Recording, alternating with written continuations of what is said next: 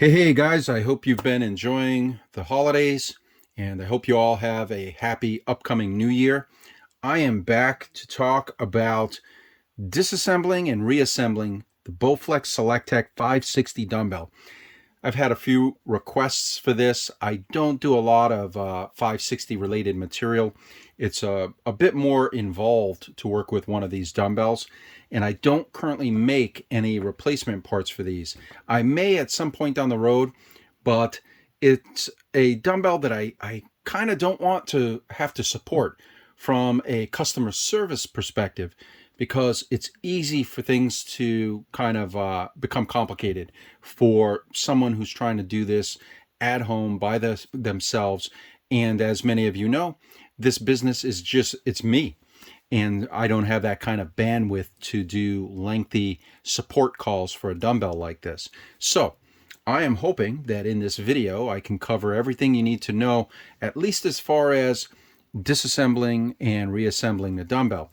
My goal here in this video is going to be to disassemble and reassemble one half of the dumbbell. I'll take one half apart, slide off the handle, show you all of these components, but this other half is identical. So the procedure that you use here is basically the same procedure that you'll use to disassemble the other half. And then that'll keep the video as short as possible. Before I get into any of that, I'm going to talk a little bit about these dumbbells, how they differ from 552 and 1090, and some of the things that I do and don't like about them. The primary two differences between the 560 and the 552 and 1090 is first, the way that you set the weights. So on the 552 and 1090, you have the end dial, you turn the end dial, that sets the weights on one half of the dumbbell, and then you have to do this on the other half of the dumbbell. But on the 560, you turn the center grip, and it sets the weights on both sides of the dumbbell simultaneously. And you know what weight you're on by looking in the little window, and in this case, pounds are on one side, kilograms are on the other side. So unlike the 552 and 1090 that have an international version that's all kilograms and a US version that is all pounds, this has both pounds and kilograms on the same handle. One of the things that I don't like is that they use red on black. Usually when you want maximum readability, you want high contrast. And white on black, black on white, is the highest contrast you can really get. Red on black is difficult to read, and worse, it's a shiny little plastic window, so you can see at the right angle, you can't really make out what that number is. You have to look at it at the correct angle, and I will show you something that you can do about that as a do-it-yourself project later in this video. The second way that this differs from the 552 and 1090 is in the electronics. Now, I guess their intent was to try to make their dumbbell look like it was high tech, and it's not. Basically, what they've done is on a pair of dumbbells, they've put a board with some sensors on one of the dumbbells. In fact, it's only on one half of one of the dumbbells. And this interacts, I believe, with their app, which I've never used. It can count reps, for example. It's like a Fitbit. Think of it like Fitbit for your dumbbell. As you're moving this dumbbell, the sensors inside count reps and stuff like that. And so it can also be tricked in the same way that a Fitbit can be tricked into thinking that, you're doing more curls, let's say, than you're actually doing. I don't find it particularly useful. Never bothered with it whatsoever. It requires installing the app, being able to communicate and read what's going on with this dumbbell. You can tell where the electronics are on your dumbbell by looking at this space here.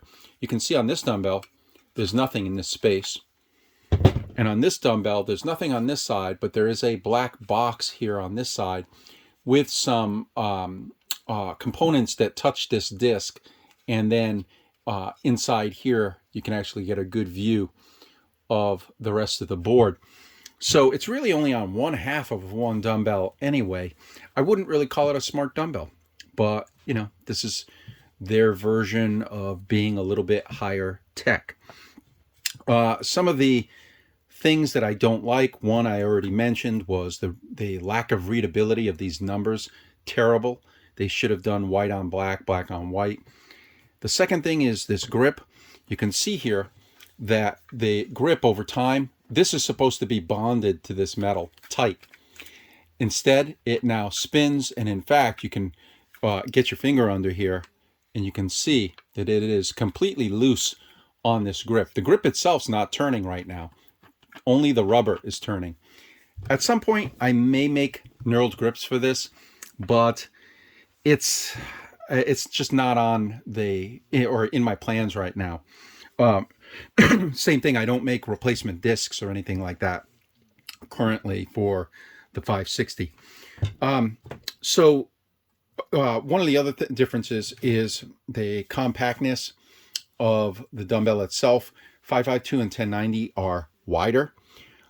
So even though this is still this is pretty wide for a 5-pound dumbbell compared to, let's say, a power block, but it's still more compact than the 552 and the 1090. So some of you may like that aspect of it, but it suffers from some of the very same problems, including dropping weights when these things flex. And eventually, you can see here, they move enough that weights can come loose from here eventually. And you can't really get replacement parts. You know, while it's under warranty, you can maybe get Bowflex to replace the entire handle as one unit. But you can't really go buy replacement parts for these. If you go on a site like eBay, you might find whole handles or handles with the weights that you can buy, but you're really not going to see, for example, the crossbars. You're not going to see the individual discs. That is pretty rare to find on the secondary market. I think part of that has to do with these are more complex to take apart. There's more involved to take these apart, to part them out. And you know, sellers probably don't want to get really involved with doing that. And I could understand that. But anyway, so what we're going to do is take apart one half of one dumbbell, and I'll take you through that step by step. And yeah, let's get started with it. Oh, couple other things before we get started. One, definitely put down some sort of towel or cloth to catch things. I like using towels. The ball bearings and the springs are more stable on these kinds of surfaces. You know, you drop a spring and it's not going to go anywhere. So put a towel underneath your work area to work on the dumbbell. Second thing is, when this dumbbell is on the towel, it's not very stable. These things tip too easily on a towel. On a hard surface, they're okay. But on a hard surface, if a ball bearing gets out, you're going to end up chasing it down your living room floor. So just be careful know that, you know, you don't want to leave this unattended on a towel because it could tip and parts will fall off of it. If you've got a second pair of hands, a helper, you know, they can just kind of hold on to it for you while you're doing the rest of the disassembly. The other thing is, work with it vertically.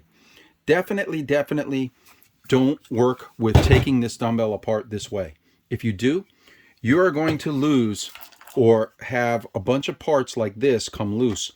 And this is just a portion of the parts on one handle. But a bunch of those will come falling out all over the place. Don't work with the handle like that. Work with it upright like this so that everything stays in place as best as possible. Okay. Lastly, the tools. What tools will you need to do this job? You will need the pliers for your C-clip removal. Oh, with the tip for expanding the clip. When you squeeze, it will expand the clip, not go in the other direction and compress it. So C-clip. 3 Allen's, whatever kind you have, you're going to need the 2 millimeter, 2.5 millimeter, and 5 millimeter. You'll want some sort of straight edge, blade, plastic, metal, doesn't matter, something with a thin enough edge to get underneath the little end caps on the dumbbell. Possibly tape. I'll show you how to use that shortly. And I cheated a little bit on this dumbbell. It's been apart before. I've got some thread lock on here, but I will show you how I go about using this to hold the nuts in place for reassembly. So let's get started on this. What we start with is the removal of the end cap. Now, I've already removed this end cap. I don't want to futz around with it on video. It is a pretty strong adhesive. You are potentially going to have a bit of a rough time getting this off without scratching it or bending it, because it is stuck very well. When you put this down, leave the sticky side up. If the stickiness of this gets ruined in any way, just use double-sided tape to stick it back to this surface. So set this aside somewhere safe. And the first thing you've got are these 3 screws, starting with this 5 millimeter and then 2.5 millimeter. So we're going to take off the 5 millimeter first. And then that 5 millimeter is accompanied by a washer. So you've got these 2 parts on this component. It holds this end cap on. Now, here you've got 2.5 millimeter.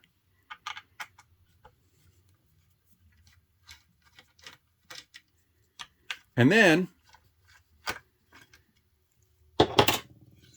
you can lift this off, and you can, if you want, you can leave the screws in there, however you want to do it. But take this component off, put it down, and now I want to show you something.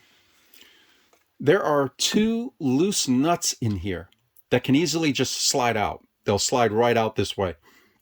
Now you can either take them out and put them back in later, or put a piece of tape right here, a sticky enough tape. You want something, in this case it's packaging tape. Put it right along that surface so that it keeps those 2 nuts in there while you're working on this, and you don't have to worry about them. Now we've got the C-clip here that we need to take off. So we're going to expand that clip, and be careful if you're not familiar with using this kind of plier. When you spread this clip, it's going to be very easy for it to possibly pop off of the end of your pliers and go flying somewhere. So be ready for that, and just take it off carefully and then set it aside. The next thing you have is 2 washers.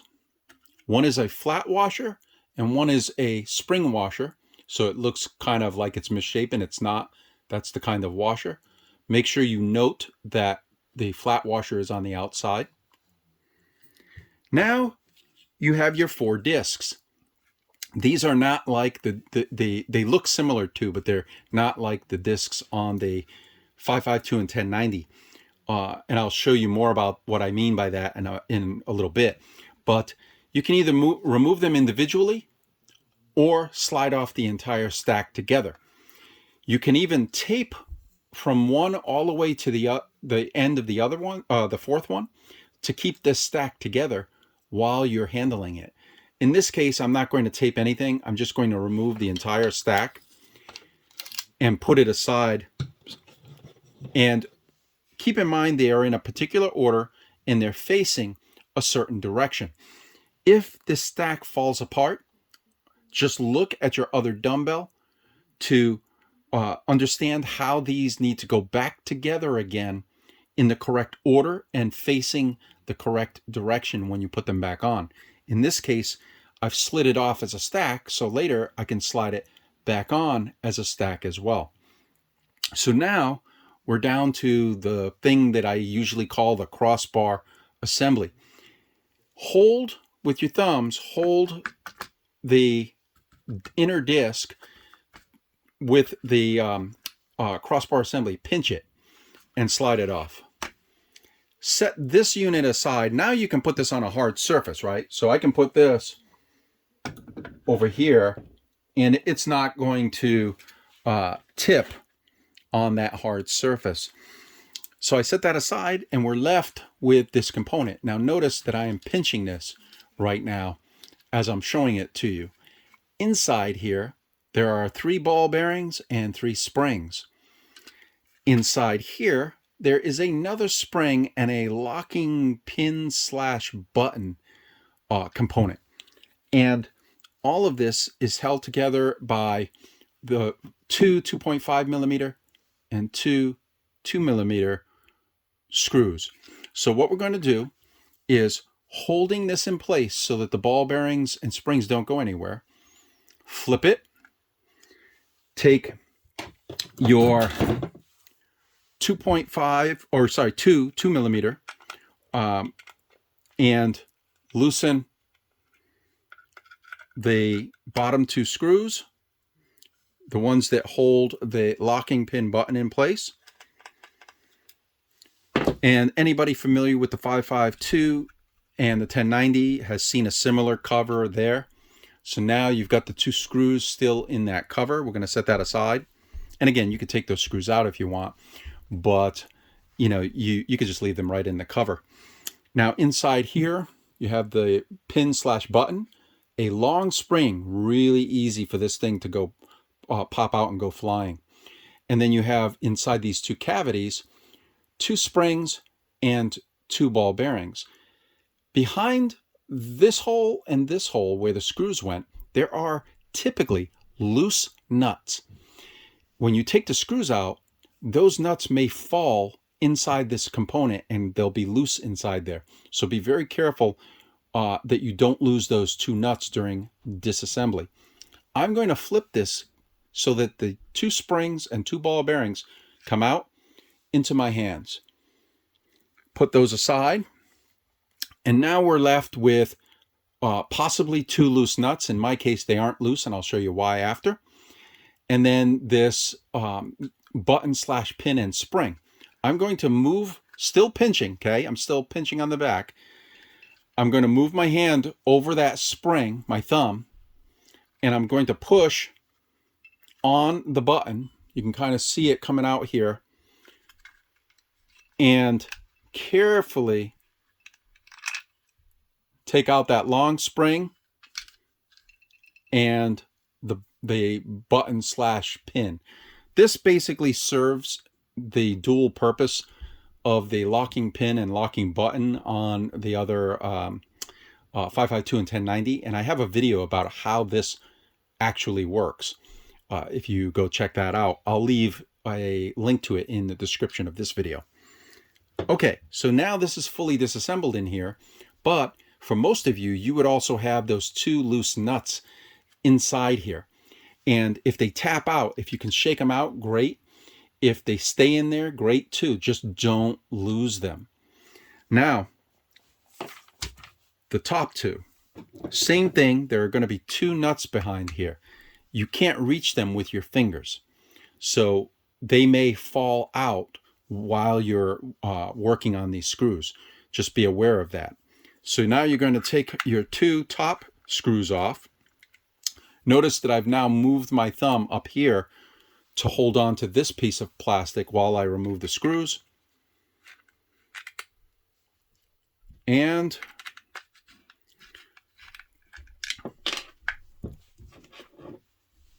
this piece now comes off.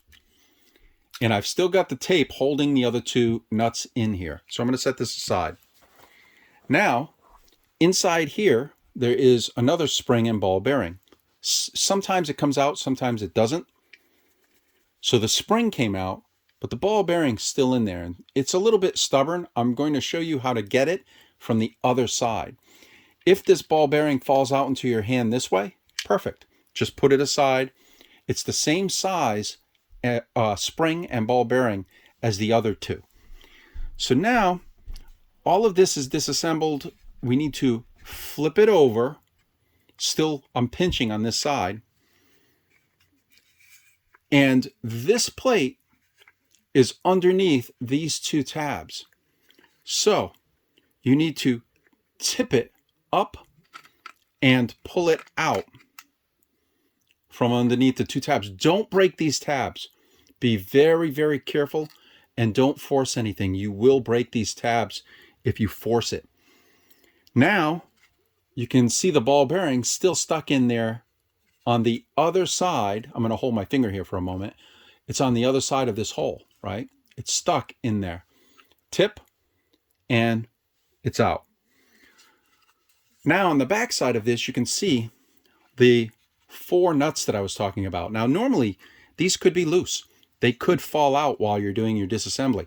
What I like to do is take a little bit of thread lock, put the nut into position, and then put a drop of thread lock at the edge. Just one edge, not in the center, although you can do that and it'll help when you put the screw back in, but at that edge. And you can kind of see the shine there from where the thread lock is.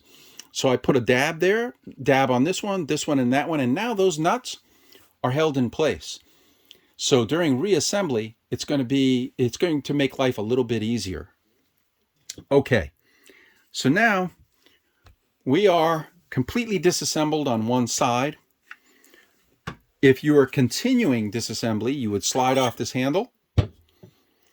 You would flip this over and ideally have someone holding this for you, or put it in a soft vise, soft jaw vise. And then that way you can work on this other half and do the exact same procedure that you just did. But in this case, just know that it's the same disassembly and reassembly that we're going to do now. One of the things I want to show you here is that unlike the 552 and 1090, this has this crazy set of notches that they're all a little bit different. So this one is like this. It's got 4 notches. On this side of the disc, it has 4 notches. On this side of the disc, it has 3 notches. And then each one of these discs have 3 notches, but they're not all lined up. They're all in different orientations that are unique to the disc. So you just have to be careful during reassembly to make sure that you are properly lining up the notches and seating everything into the next component. You know, when you look at the way that these fit, you can see that, you know, if I'm wrong, it's not seated. But if I turn this, if you watch that, it seats fully on the next component. And that's what you want. So we're now at a point where this handle is, let's assume that we started reassembly and we got this half reassembled. And we're going to slide our handle on next and start reassembly of the second half. So the first thing I do is check. Oh, I want to show you something here. It's crazy. I hate this. I really dislike this. But I want you to watch this plastic relative to the ring with the notches on it. You can actually move this entire assembly independent of this, which means that this can be off center. Notice if you look at this shaft, it's further to the right than to the left. So if you try to slide this handle on, it's not going to fit in there. You need this to be more centered. You want this shaft and those notches to be centered in this hole, or you're never going to get this to slide down and lock into place. So what I do is I take a look, and I see 2 notches close together, 2 notches far apart. I look at this, 2 notches close together, 2 notches far apart, and I line up one with the other. Now, you can see here what just happened. See it lock into place. When I spin this with my hand, it locks into place. Sometimes one end won't fit right, and you'll have to flip the handle.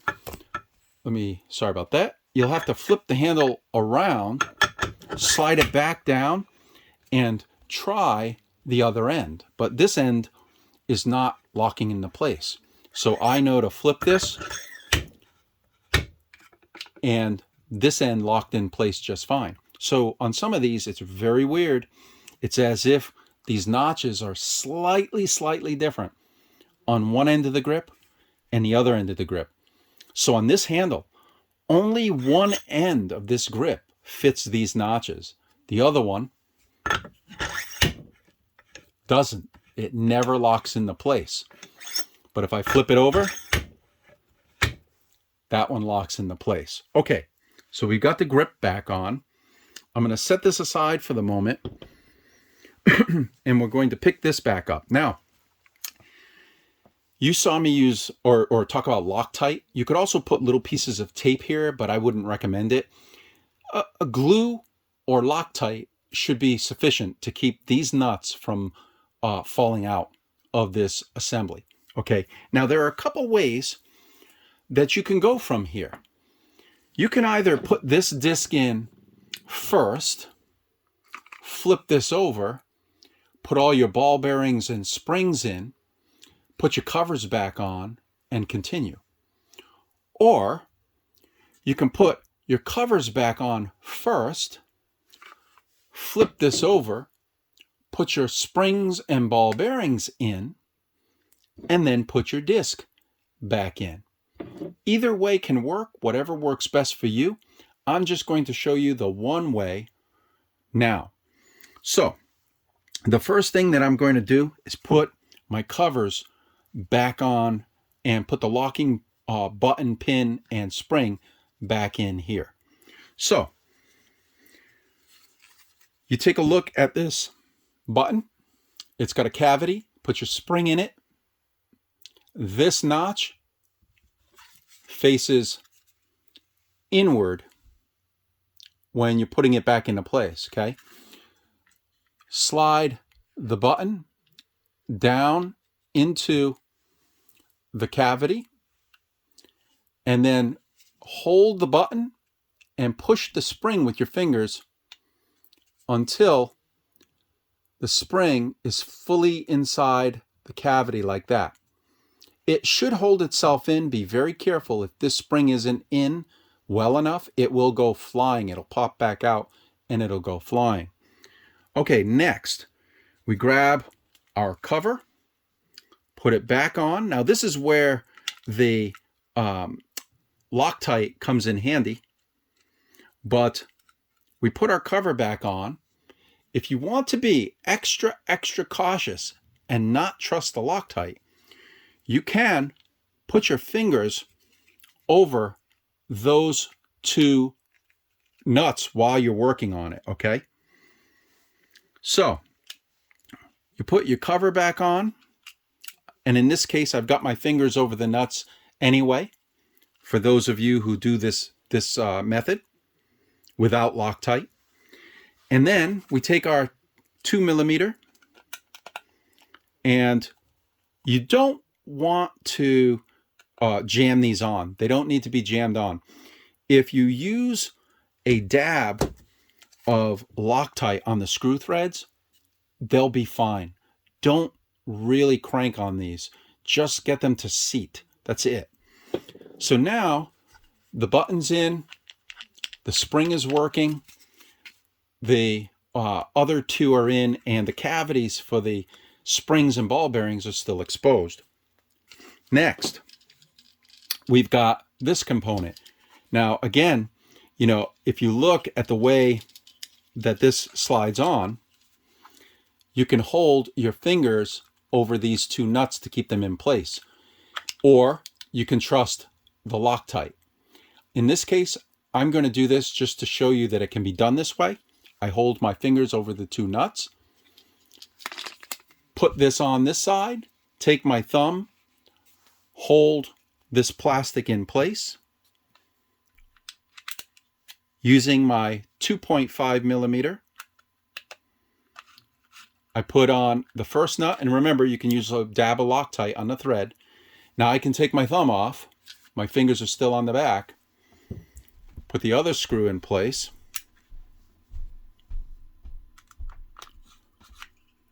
And now that component is on. The next thing, and you want to be very careful here, is to put these three springs and ball bearings back into their cavities. So we take the springs, put one in each of the three cavities,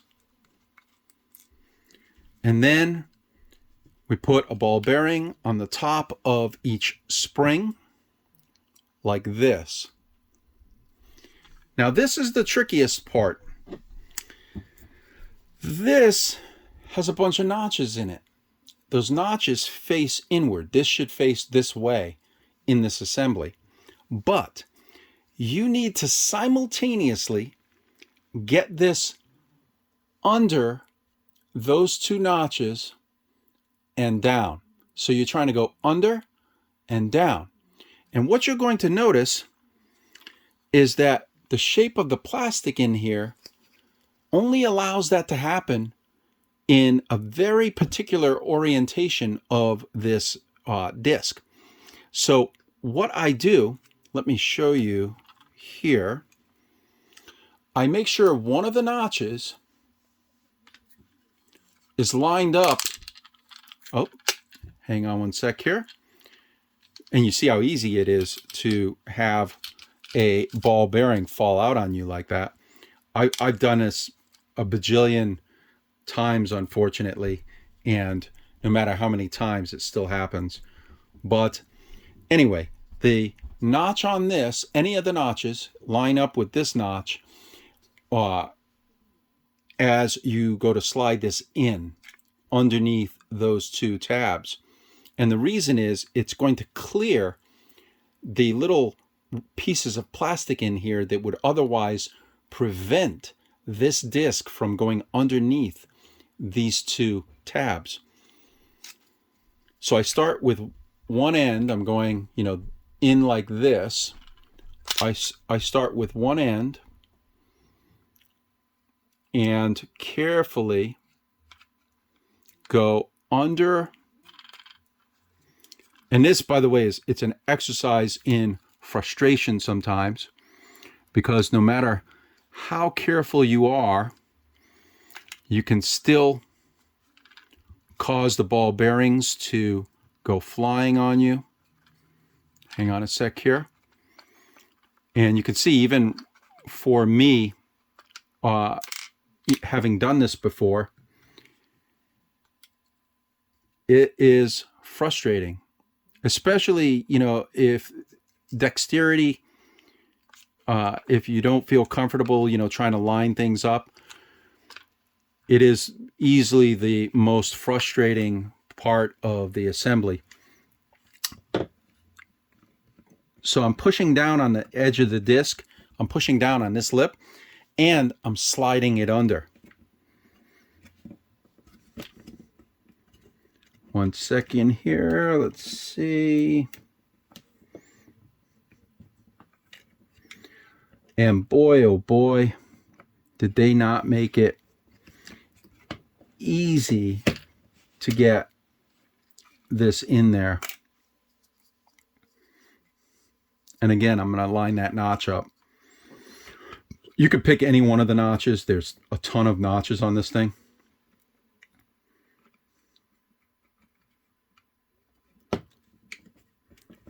One sec here.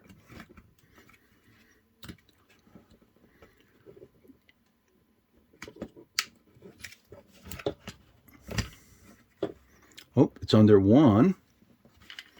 Wow.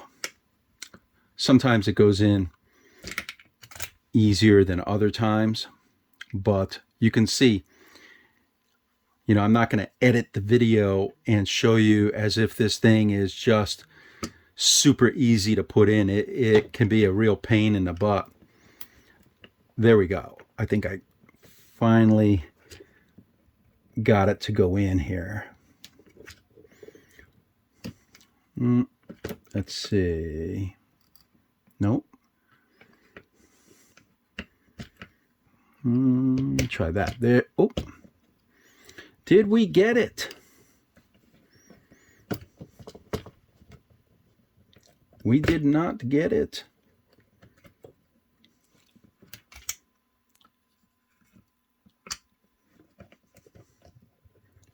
That is one very frustrating assembly.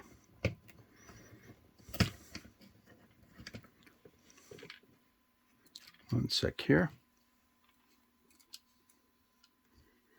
And try it like this. Keeping all 3 ball bearings and springs from suddenly popping out is oh so much fun.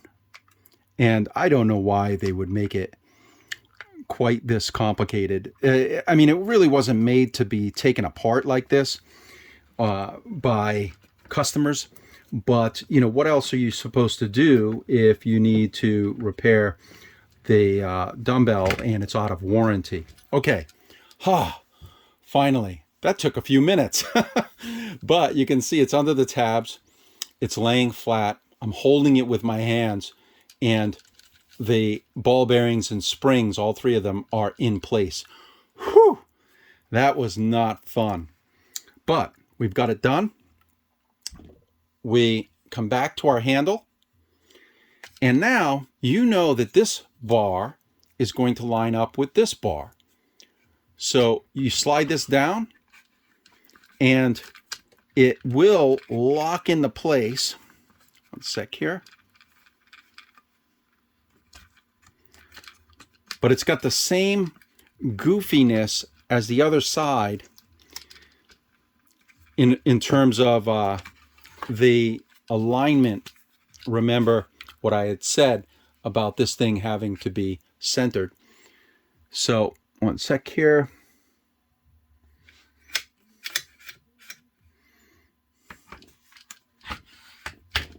There we go. Now notice what I had to do here. I rotated this handle a little bit to get the correct alignment on both sides, this grip. I wanted to make sure that the 2 small notches were lined up with these 2, the 2 close notches were lined up with these 2 notches, and also that this was lined up with this one. So we'll slide this on. Notice I'm still pinching this. Slide this on, and there we go. It's locked into place. Now, we've got our disc stack over here. If this falls apart, make sure you look at the other discs on one of your other dumbbells to know which way each disc faces and which order they go in. Grab your disc stack. On one side, it's going to be the disc with all the grooves. On the other side, the disc is not going to have any grooves on it at all. But the flat disc, the flat one, goes toward the inside, and the outermost disc is the one with these 2 lips on it right here and here. So we're going to slide this down and rotate it until it clicks in place. Now I want you to listen to that again. You can see it click and drop in place just like the 552 and 1090. So now this is in place. The next thing is to take your 2 washers, wavy one inside, flat one outside, put those on. Okay. Then you've got your C-clip. You're going to take your C-clip. There is, by the way, there is a groove in here. Let me see if I can zoom in on that a little bit. There is a groove right there all the way around that this clip fits into. Okay, so let me zoom out. And what we're going to do is we're going to take this clip, put it over the shaft. We're going to use this tool to expand the clip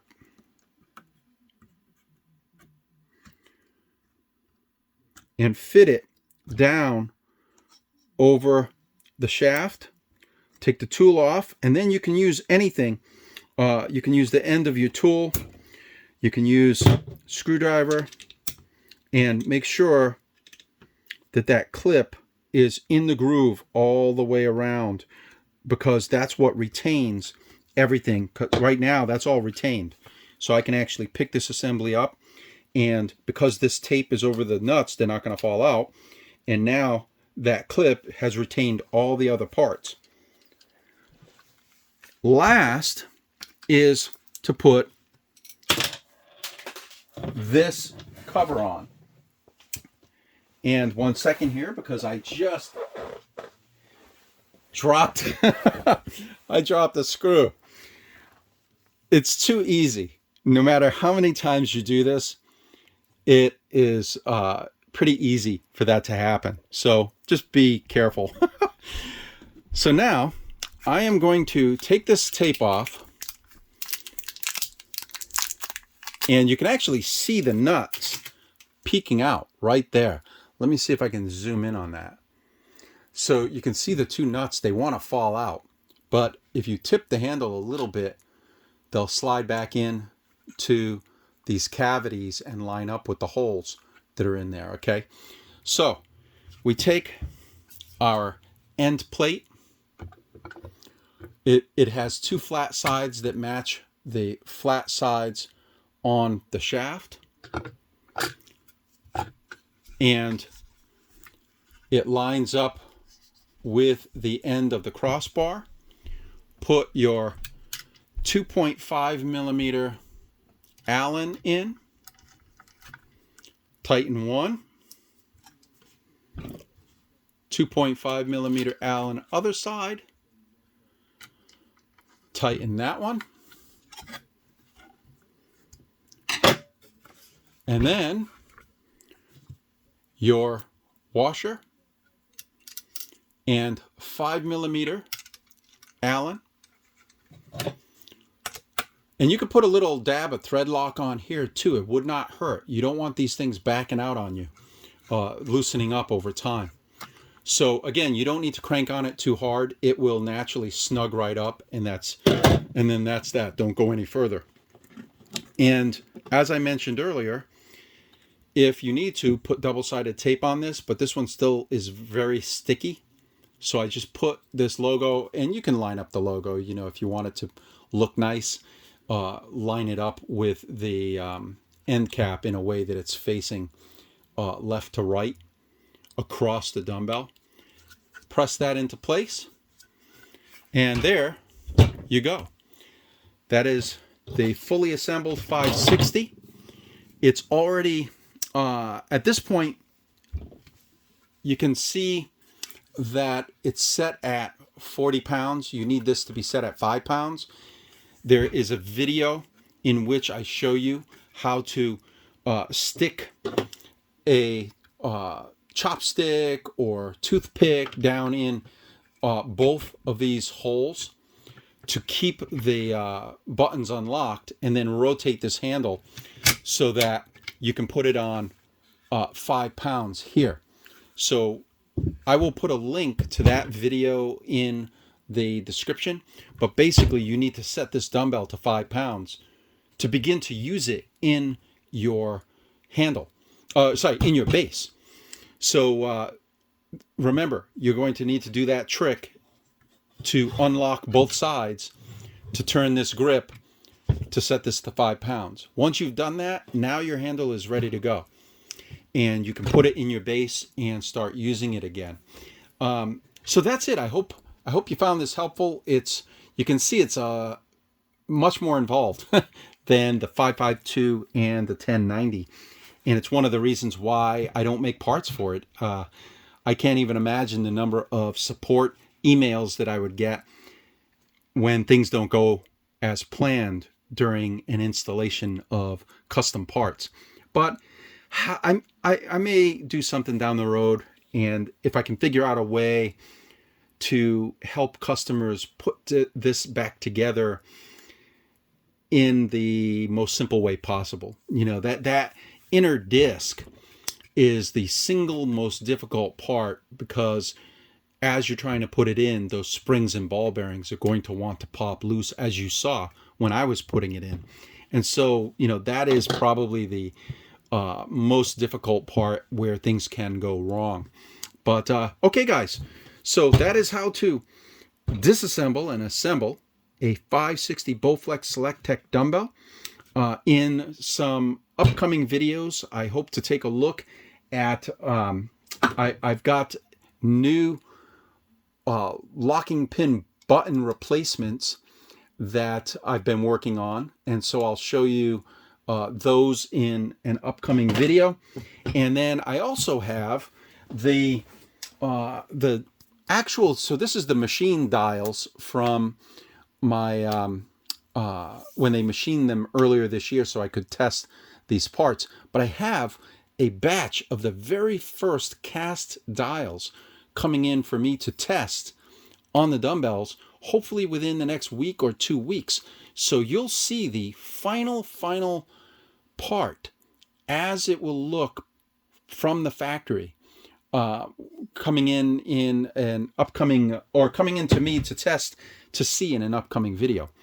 So that's it. If you have any questions, let me know. And otherwise, I will see you guys in the next video. Have a great 2022.